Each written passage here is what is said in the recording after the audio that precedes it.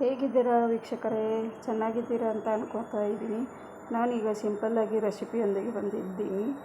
ಶೇಂಗಾ ಉಂಡೆ ಹೇಗೆ ಮಾಡೋದು ಅಂತ ಸಿಂಪಲ್ಲಾಗಿ ತೋರಿಸ್ತಾ ಇದ್ದೀನಿ. ಅರ್ಧ ಕಿಲೋ ಶೇಂಗಾ ತೊಗೊಂಡು ರೋಸ್ಟ್ ಮಾಡ್ತಾ ಇದ್ದೀನಿ.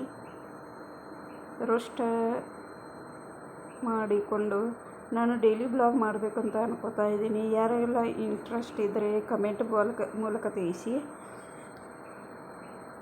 ಈಗ ಎಲ್ಲ ರೋಸ್ಟ್ ಮಾಡಿಕೊಂಡು ಬ್ರೌನ್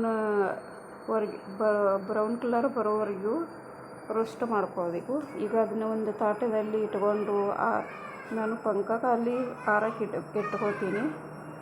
ಅದು ಆರಿದ ಮೇಲೆ ಮಿಕ್ಸಿ ಮಾಡ್ಕೊಳ್ಳಬೇಕು. ಅದು ಅರ್ಧ ಕಿಲೋ ಶೇಂಗಾಕ್ಕೆ ಅರ್ಧ ಕಿಲೋ ಬೆಲ್ಲ ತೊಗೊಂಡಿದ್ದೀನಿ. ಸ್ವಲ್ಪ ಕಮ್ಮಿ ತೊಗೊಂಡಿದ್ದೀನಿ.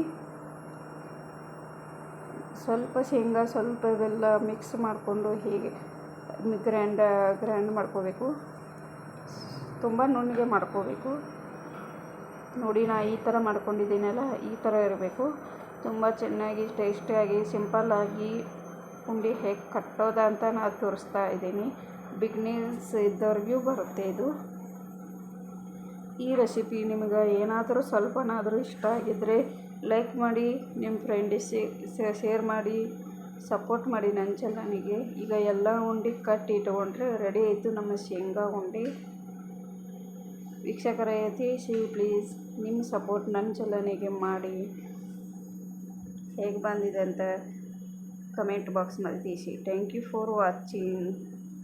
ಓಕೆ, ಟೇಕ್ ಕೇರ್, ಬಾಯ್.